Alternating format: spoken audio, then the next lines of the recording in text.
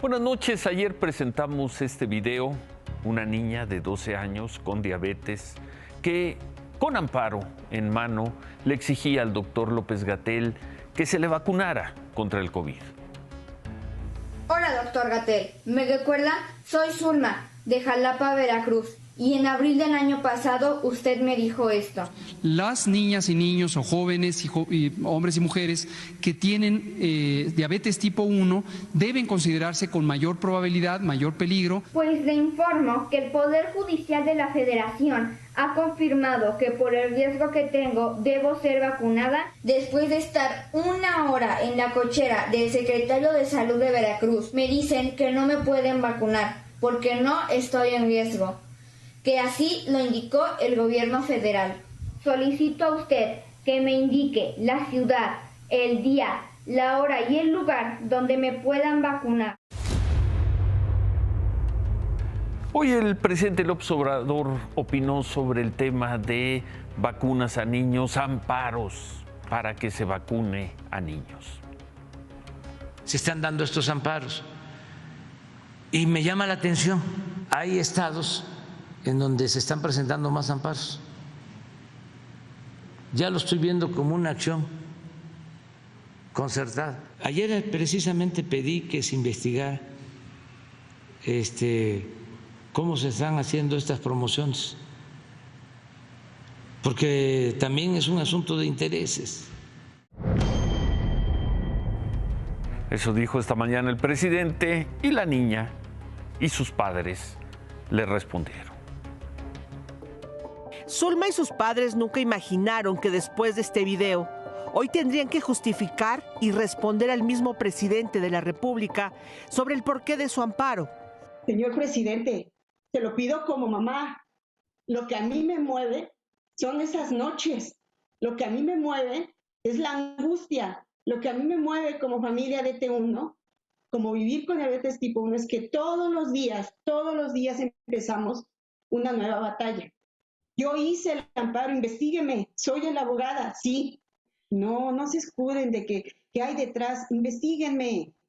O sea, ojalá se comunicara conmigo una farmacéutica para que me dé las insulinas, pues no, ya no me cuesten, o me den los insumos. Zulma cumplió 12 años de edad hace una semana. Es una niña de competiciones y premios, con una vida plena y sueños como cualquiera de su edad. Así que pidió a sus papás como regalo de cumpleaños ser vacunada contra el COVID-19, ya que su enfermedad, la diabetes tipo 1, la ha llevado al encierro desde abril del año pasado. La vacuna me permitiría ir a la escuela, me permitiría ver a mis compañeros, me permitiría tener un poco menos de riesgo de contagiarme grave.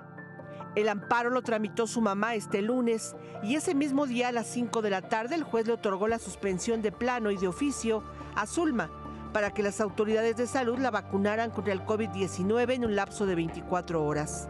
Pero no cumplieron. Pero nosotros tenemos que dar cumplimiento ante el juez. El juez les va a notificar a ustedes de cuándo va a ser el día y la hora para que la valore el médico. Lejos de cumplir, la Secretaría de Salud de Veracruz se inconformó y metió una queja contra la orden del juez de vacunar a Zulma.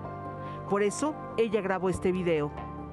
Primero, lo que sí quisiéramos aclarar es que la intención del video nunca fue confrontar al doctor Gatell o al presidente de la República, de ninguna manera. Ese no era el objetivo. El video es una solicitud al doctor Gatell. Zulma ve muy difícil que las autoridades de salud de Veracruz, incluso el propio doctor López-Gatell, con quien platicó el año pasado vía remota y se portó tan comprensivo con ella, la vacunen. Las niñas y niños o jóvenes y hombres y mujeres que tienen diabetes tipo 1 deben considerarse con mayor probabilidad, mayor peligro de complicarse del COVID. Aún así, esta pequeña sigue firme y seguirá reclamando lo que por derecho le corresponde. Y si yo cumplo con todos los lineamientos para poderme vacunarme, ahora ¿cuál es el motivo por qué no me vacunan? Por favor, dejen de hacer esto algo político y les pido que me vacunen. Dejen de hacer de esto algo político, les pido que me vacunen, dice la niña. El padre dijo, estamos haciendo una petición, no estamos confrontando a nadie. Esto en Veracruz. Quien también opinó sobre el tema fue el gobernador de ese estado, Cuitláhuac García. Yo necesito, y la autoridad de salud requiere, ¿sí?, que nos provean esa vacuna etiquetada para menores de edad con una responsiva. ¿Sí? No vamos a ser irresponsables en aplicar una vacuna hecha para adultos a un menor de edad. Un doctor que proceda así tendrá que ser cuestionado y tendrá que retirársele el permiso. Y así quedan las cosas, así termina la semana con esta solicitud de la niña, con la opinión del presidente López Obrador y con la salvedad que hace el gobernador de Veracruz. Pero quizá este video no consiga la vacuna para la niña, pero haya servido para esta respuesta que se dio a conocer hace un par de horas. El doctor López-Gatell tuiteó este mensaje: el gobierno de México revisa continuamente la evidencia científica y las recomendaciones de expertos nacionales e internacionales para definir las fases de la vacunación. De acuerdo con el doctor López-Gatell, el plan de vacunación tiene por objetivo reducir el riesgo de enfermedades graves y mortalidad, así que concluye diciendo: no descartamos, repito, es el doctor López-Gatell quien dice, no descartamos vacunar a niñas, niños y adolescentes que viven con enfermedades crónicas. Quizá en algo tuvo que ver el video de esta joven, de esta niña de Veracruz. Por cierto, y hablando de evidencia científica, en Cuba, tan referida por el gobierno federal, en Cuba desde hoy se vacuna contra COVID a jóvenes de 16 y 17 años, se les aplica una vacuna de ellos, la Abdalá, de 3 dosis, y a partir del domingo comenzarán a vacunar a niños de 12 años con otra vacuna de ellos, la vacuna Soberana de 2 dosis.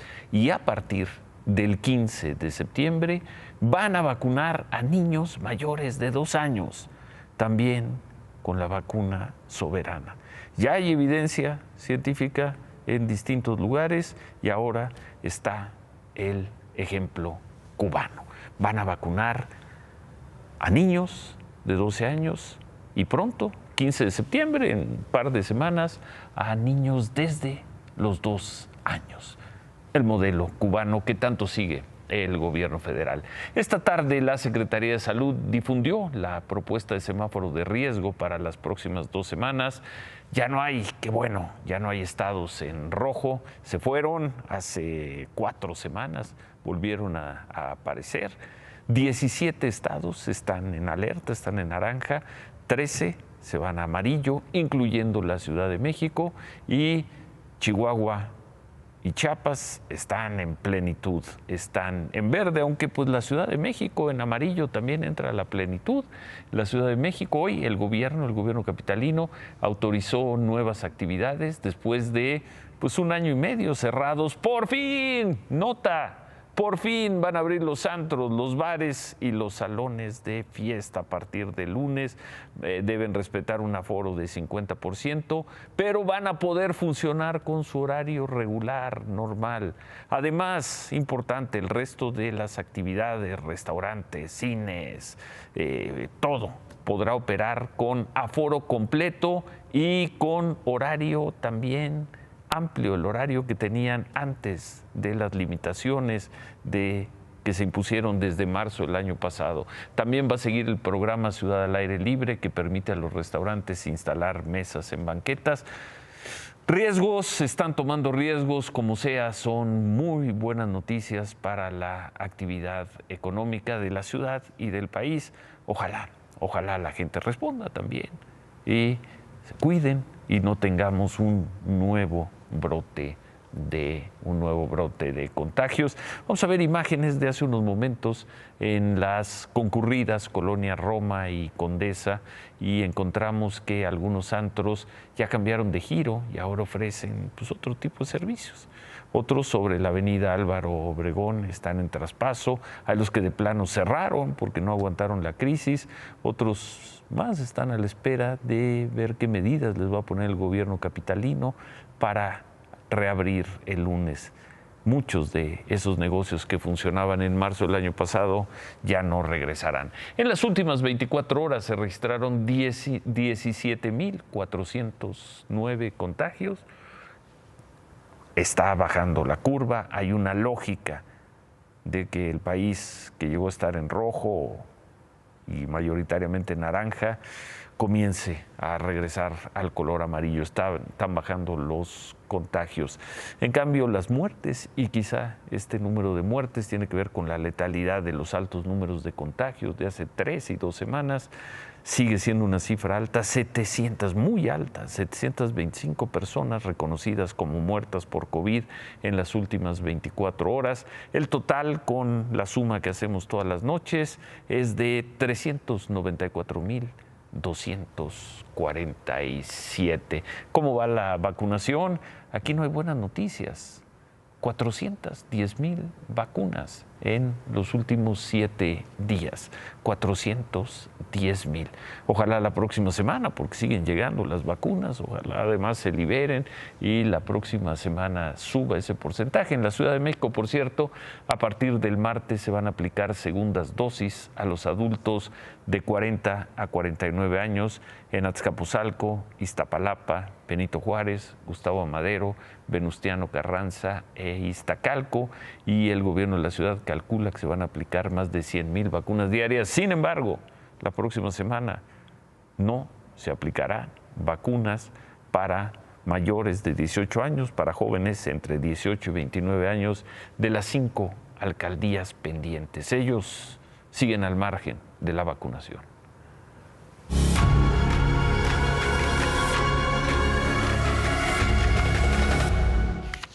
Y el tema, uno de los temas de esta semana y de las imágenes durísimas y terribles que hemos visto en la frontera sur, hoy fue un día de tregua en las detenciones de migrantes.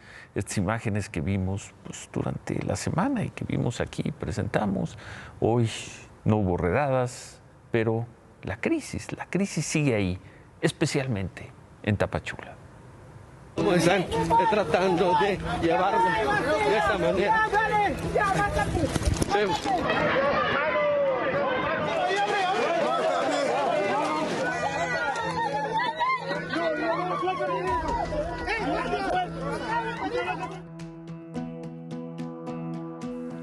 El día después de una caravana rota comienza siempre de la misma manera.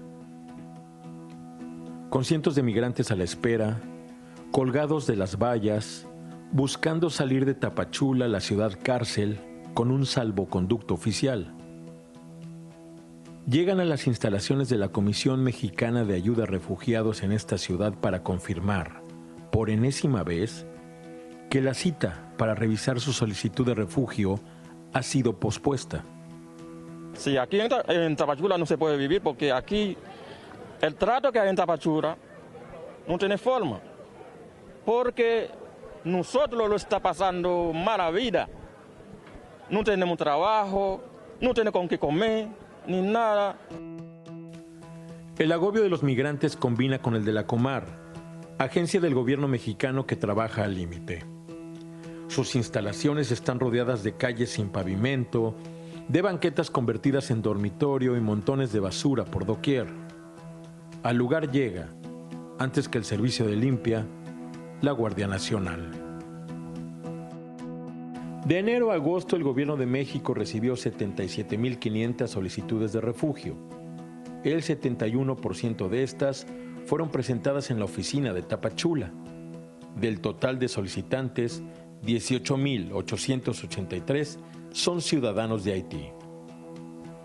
La falta de un permiso migratorio en cualquiera de sus formatos también impide que los migrantes tengan acceso a servicios de salud de primer nivel, dicho por ellos mismos.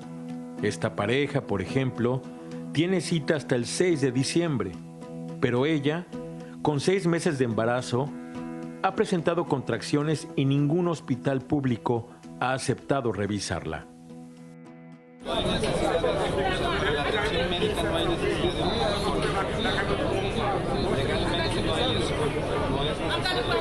Este hospital no es para inmigrantes.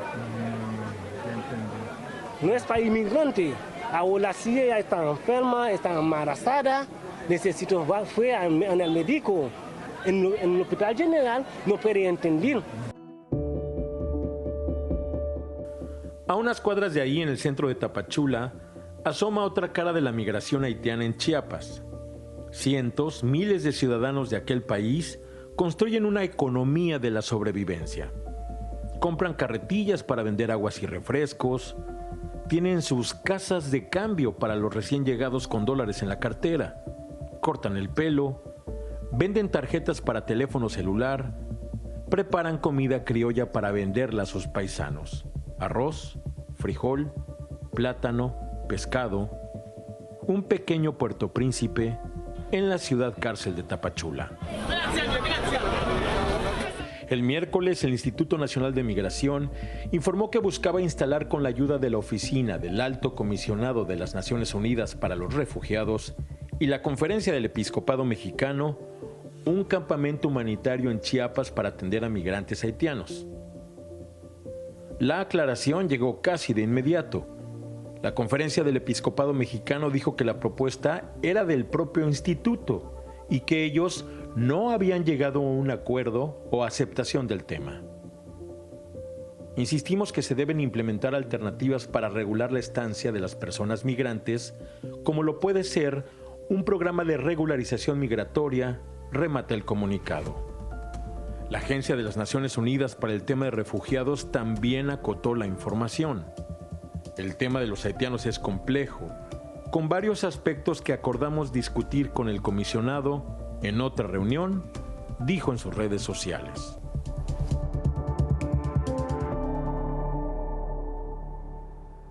¿Qué hay de la salida de una nueva caravana de migrantes? Marco, buenas noches. Que sale mañana entre 6 y 8 de la mañana, Ciro. Muy buenas noches.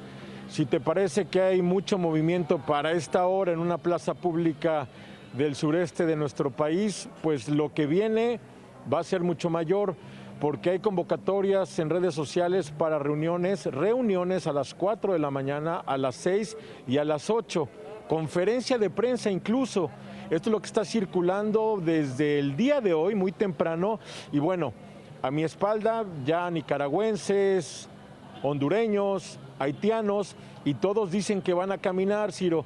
Pues nos toca seguirla, sobre todo porque es la cuarta caravana en los últimos 7 días, y saber cuál va a ser la fortuna, si va a repetir esta caravana estrellándose contra el muro mexicano, contra la Guardia Nacional, cuánto van a poder avanzar, hasta dónde van a llegar y sobre todo en qué número se van a reunir, porque en ese sentido o en función de eso podrán resistir o no el embate de la autoridad mexicana. Como sea, aquí en el Jardín Hidalgo de Tapachula, Chiapas, la gente ya reuniéndose para algo que, insisto, corre con más fuerza, es una voz que se escucha más fuerte en las últimas horas, de que mañana sale la cuarta en 7 días.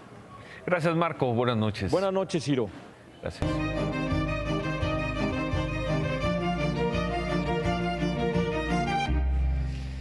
Y el controvertido tema de la consulta de revocación de mandato, la votación, que al parecer sí se celebrará en marzo, y en donde millones de mexicanos responderán a la pregunta de si el presidente López Obrador debe continuar en el cargo para el que fue elegido, debe continuar hasta finales de 2024 o irse en marzo del año entrante. Morena había dicho que no daría su brazo a torcer, que ya había una pregunta y que el presidente López Obrador tendría que participar en la promoción de la consulta. La pregunta decía, ¿debe continuar en su mandato? Una pregunta resumida. ¿Estás de acuerdo con que el presidente López Obrador continúe ejerciendo el cargo hasta que concluya su mandato. Por esa pregunta se dio una enredada discusión de si la pregunta, recordarán, era para revocar o para ratificar al presidente López Obrador, quien además urgió a los senadores de Morena para que sacaran de inmediato la ley reglamentaria, el reglamento de esta consulta. Se presagiaba tormenta. Así se llegó a la sesión que comenzó ayer y concluyó en la madrugada. Así se llegó a la hora de la verdad. Así que cuando llegó la hora de la verdad, ¿acaso por el cambio en Bucareli o porque estaban cansados de pleitos y de leyes que terminaron bateadas por jueces o ministros? Los senadores de Morena iniciaron la segunda parte del sexenio con una aburrida pero feliz crónica del entendimiento. Y después de muchas horas de negociar posibles preguntas que conciliaran la revocación con la ratificación, esta madrugada alcanzaron un consenso. Es una victoria de esto, del diálogo y por supuesto de una mejor norma de revocación de mandato para México. Celebramos que haya existido sensatez, apertura y voluntad democrática para corregir este dictamen y evitar que la revocación de mandato se convirtiera en un rehén de manipulaciones y tergiversaciones desde el poder. En las negociaciones, a puerta cerrada, por más de 15 horas, participaron los coordinadores de las bancadas, la priista Claudia Ruiz Massieu y el panista Damián Cepeda. Pero también la presidenta del Senado, que habría dado el visto bueno al cambio de la pregunta, ya sin la respuesta de sí o no que la oposición rechazaba. Fue una madrugada de sonrisas y felicitaciones. Cumplió el Senado de la República en unidad, le cumplimos a México. Y tersamente comenzó el siguiente debate, el uso y la suerte de la consulta. Logramos una pregunta equilibrada. Aquí no hay vencedores y no hay vencidos. A ver, detenemos la crónica aquí para ver cómo quedó la pregunta. La pregunta, y por esto, será la pregunta que esté en las urnas en algún domingo de marzo del próximo año, es: ¿estás de acuerdo en que, y ahí estará el nombre del presidente López Obrador, ¿estás de acuerdo en que el presidente López Obrador se le revoque el mandato por pérdida de confianza o siga en la presidencia de la República hasta que termine su periodo? Y se votará que se le revoque el mandato o que siga en la presidencia. Ahí está la pregunta, esa va a ser la pregunta, pero retomemos la crónica. Faltaba el otro tema conflictivo. ¿Podrá o no podrá el presidente de la República participar, promover, usar la mañanera, usar sus capacidades de propaganda y promoción para impulsar la consulta de la revocación de mandato? ¿Podrá hacerlo o no? No todo es miel sobre hojuelas esta noche, ¿eh?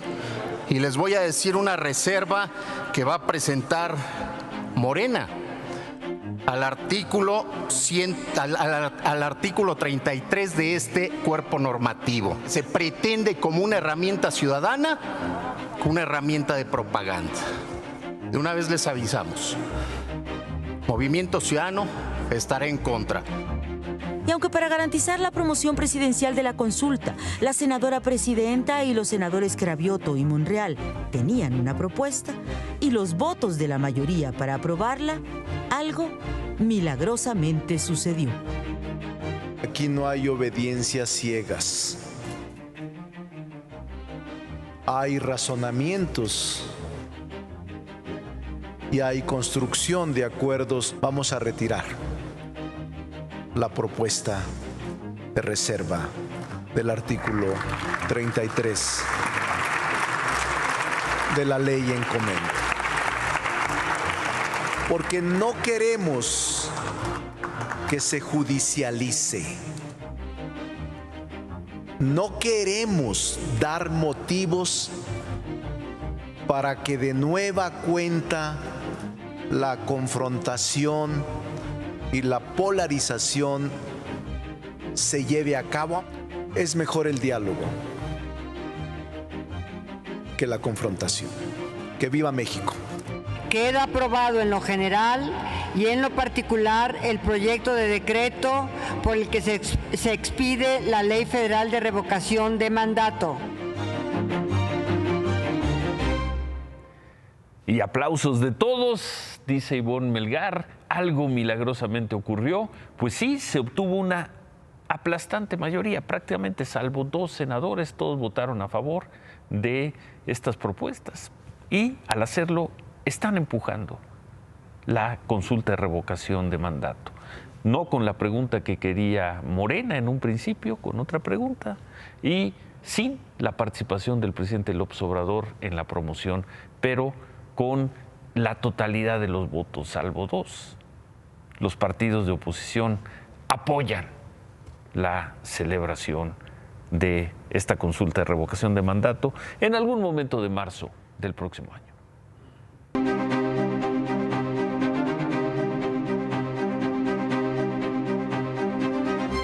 Anoche, por cierto, vimos que 13 de los 25 senadores del PAN se reunieron, vaya escándalo con Santiago Abascal, el presidente de Vox. Vox es el partido de la ultraderecha española.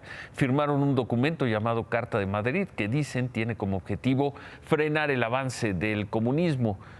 Hubo gran molestia dentro del PAN por la reunión con Santiago Abascal y por la firma de ese documento.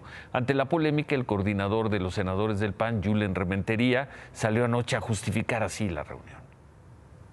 El grupo parlamentario no actuó como grupo aquí, simplemente lo que actuamos algunos legisladores, por eso no se convocó a un evento como tal, simplemente algunos que lo quisieron hacer y suscribir este documento.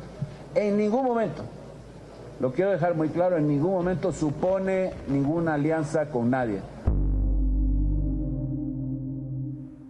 Habrá sido a título personal, pero desde anoche surgieron críticas de los propios panistas y ante esas críticas también anoche cerramos el programa diciendo que el presidente López Obrador no le iba a dejar pasar esta a los panistas reuniéndose con la ultraderecha española. Ya se ocurrió. Hasta ayer vinieron unos extremistas de España, ¿no? Del Vox, ¿no? Se unieron con el PAN, porque son lo mismo, ¿no? Nada más que simulaban los del PAN y otros de que eran demócratas y no, son conservadores y ultras conservadores, casi fascistas. No se las iba a dejar pasar el presidente. Son conservadores y casi fascistas.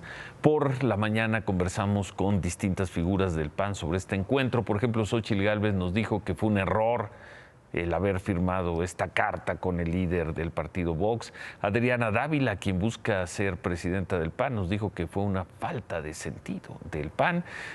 Más duro fue el senador Gustavo Madero. Estamos pendejeándola. Estamos jugando el juego de Andrés Manuel. Nos trae bailando al son que le toca el Partido de Acción Nacional. Le falta de liderazgo, la falta de visión, la falta de principios y de causas, porque se ha vuelto un partido pragmático, un partido acomodaticio y una oposición domesticada. Yo ahorita me siento poco representado en mi partido y represento poco a mi partido por lo que veo. Incluso el expresidente Felipe Calderón se metió a este tema, tuiteó: la dirigencia del PAN hace buen rato que está extraviada. Hoy, una vez más, el acuerdo con Vox lo demuestra. Ojalá cambien ya de dirigencia, por esas y por otras cosas salimos. A la jefa de gobierno de la Ciudad de México, Claudia Sheinbaum, también le preguntaron sobre el tema y ella tampoco la dejó pasar. Bueno, pues ahora sí que fuera máscaras. La derecha de la derecha de la derecha. Su posición es antidemocrática, fascista, clasista, racista, pues lo que han venido demostrando. Lo que es interesante es que hay pues un vínculo no solamente ideológico, sino político, pues total para firmar un convenio. Fascista, racista, clasista. ¿Qué no calculó esto la gente del PAN al invitar al señor de Vox? La dirigencia del PAN, incluso ellos deslindaron al partido. En un posicionamiento dijeron que el PAN es un partido inspirado en el humanismo político y que defiende los derechos humanos. Dijeron que la reunión de los senadores con el presidente Vox fue a título personal en uso de su libertad. La dirigencia del PAN reiteró: lamentamos las interpretaciones que se hayan podido hacer este evento en donde no se suscribió ningún acuerdo político. Bueno, por cierto, el señor Santiago Abascal, el líder de Vox, respondió a lo que dijo el presidente López Obrador. Tuiteó: ninguna declaración de quienes abrazan a tiranos y protegen a narcos va a impedir nuestra causa a favor de la libertad, los derechos y la prosperidad de las naciones. Mi agradecimiento a todos los mexicanos que nos han hecho sentir como en nuestra casa.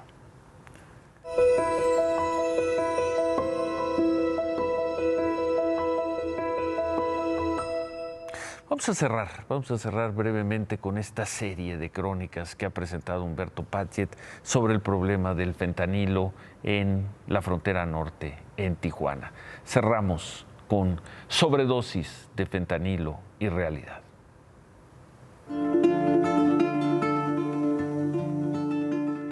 Fuentes de la Guardia Estatal aseguran que prostitutas, meseros, cadeneros y taxistas en los alrededores de la calle Coahuila en la zona norte suelen ser jaladores.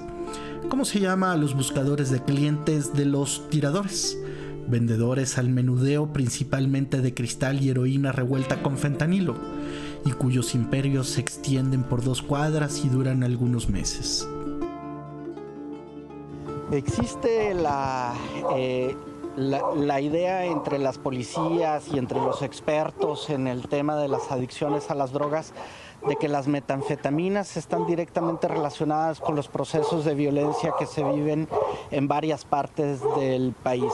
O sea, sí existen intereses económicos, pero también existe una tendencia a la violencia, a la brutalidad, y hay factores asociados al uso de las metanfetaminas, que es una droga diseñada incluso para crear un estado alterado que induce al comportamiento violento. Vamos a seguir viendo esta cuartería.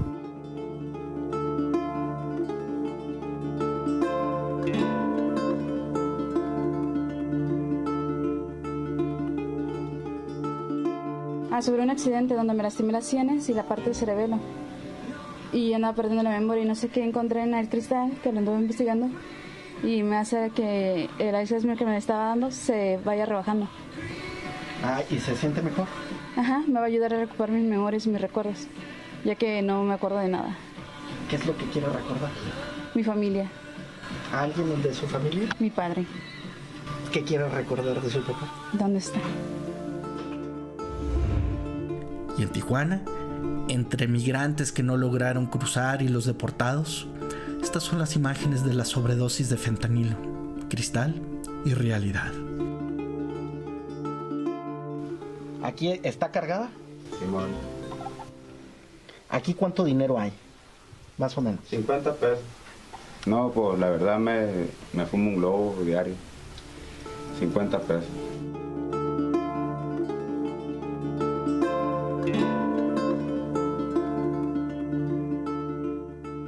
También donde vivíamos, entonces nos dejaron en la calle, entonces no teníamos dónde irnos. ¿Y cuánto paga? Pues aquí nos cobran 3.50 pesos, o sea, como 50 pesos diarios. Dígame qué es el cristal, para usted en una palabra. ¿Cómo se le puede decir cuando un anestesiamiento a nuestro dolor, o a mi dolor, se puede decir? ¿Cuál es su dolor? Esto. Esta vida.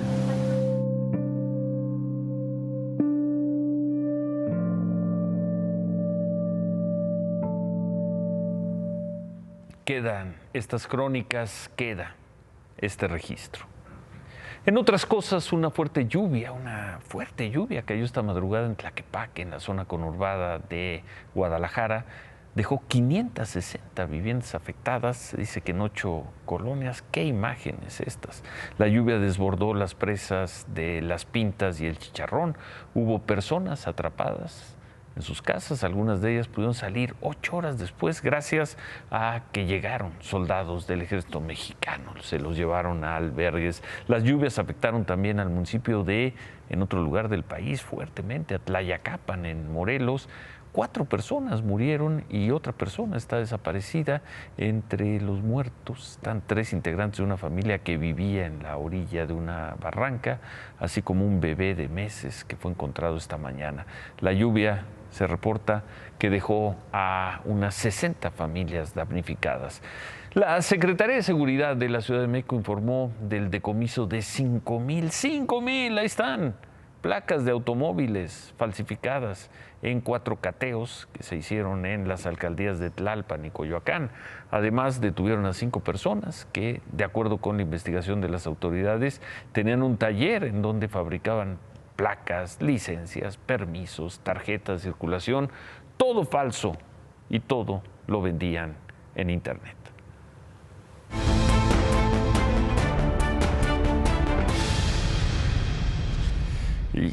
Y también para cerrar la semana con otro de los temas polémicos, duros. Hoy la empresa Antair, se llama Antair, es una empresa subsidiaria de Altos Hornos de México, respondió a la información difundida ayer por la Presidencia de la República, en donde la Presidencia afirmaba que Altos Hornos de México ponía a disposición de gobernantes y políticos aviones privados, pues a cambio de futuros beneficios.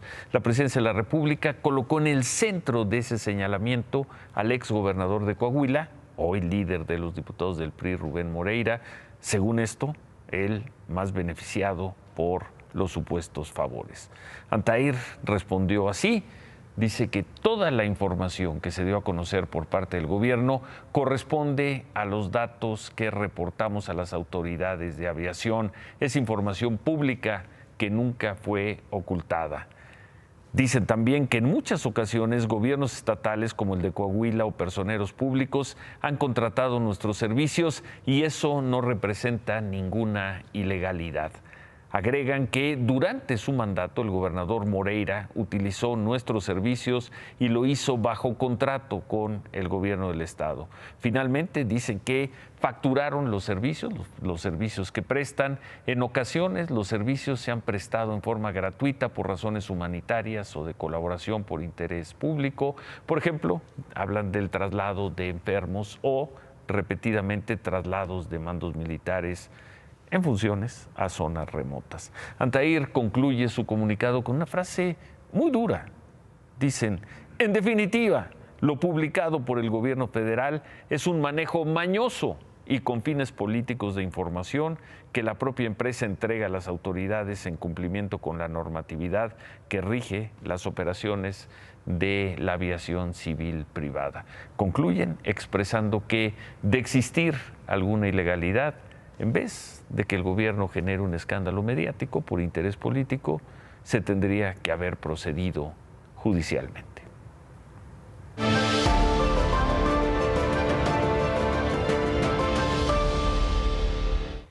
Comenzó muy bien la colecta nacional de la Cruz Roja Mexicana. Es muy importante que todos ayudemos, que todos participemos en circunstancias difíciles, siempre están los de la Cruz Roja. Así comenzó esta mañana en Palacio Nacional la colecta nacional de la Cruz Roja bajo el lema Ayúdanos a tener una batalla justa.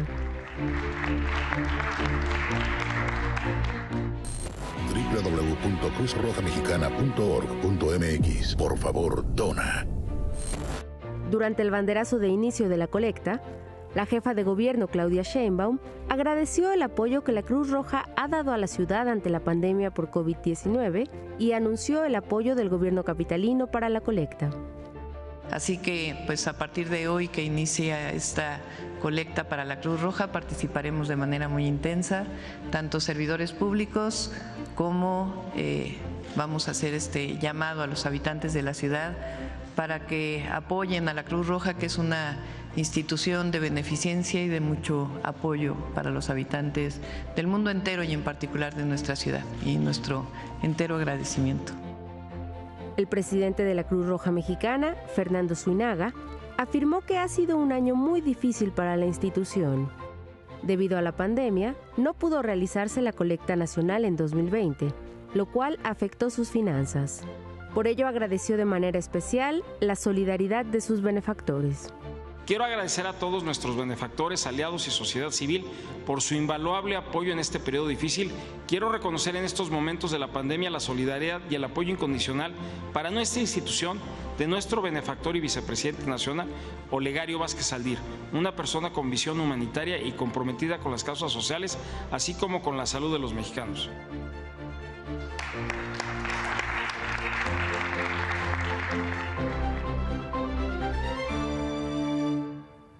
Bien, comenzó bien esta colecta. Hay que participar, hay que donar, hay que apoyar a esa gran institución de México que es la Cruz Roja Mexicana.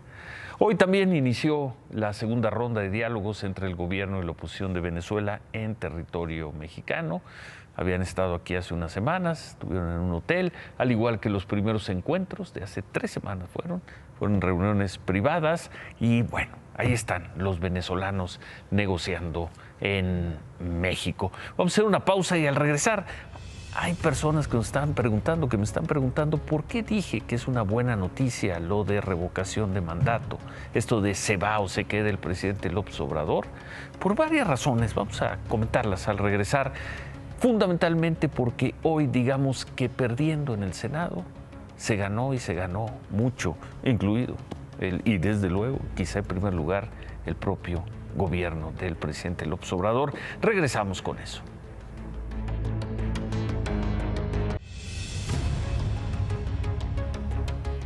Bien el asunto de la revocación de mandato en el Senado. Se votó, nadie ganó todo, pero todos ganaron un poco o un mucho. ¿Por qué? Porque después de ver la intensidad con la que se discutió en los días previos, hace unos días, y la calidad del debate y de la votación de hoy, será difícil que ahora tome fuerza la línea de que lo mejor será no votar en esa consulta de marzo próximo. Solo por este hecho, el gobierno del presidente López Obrador podría estar satisfecho. Así se haya modificado la pregunta y se le haya impedido participar en la promoción de la consulta. Hoy, con la forma en que se discutió y votó, sería un absurdo del PAN, del PRI, del PRD y del Movimiento Ciudadano sumarse a quienes piden boicotear la consulta. PAN, PRI, PRD y Movimiento Ciudadano tienen ahora la pregunta que querían y tienen al presidente de la República al margen de la propaganda. Así es que, si existe la congruencia, esos 4 partidos tendrán que promover una consulta que no les gusta, pero que esta madrugada palomearon. Ahora será esos 4 partidos a los que habrá que pedirles congruencia. Y congruencia sencillamente es promover, impulsar lo que votaron y ganaron en votación hoy. Lo que tanto pelearon y ganaron hoy. Se quedan con ¿Qué importa? Gracias, buenas noches, buen fin de semana. Ánimo.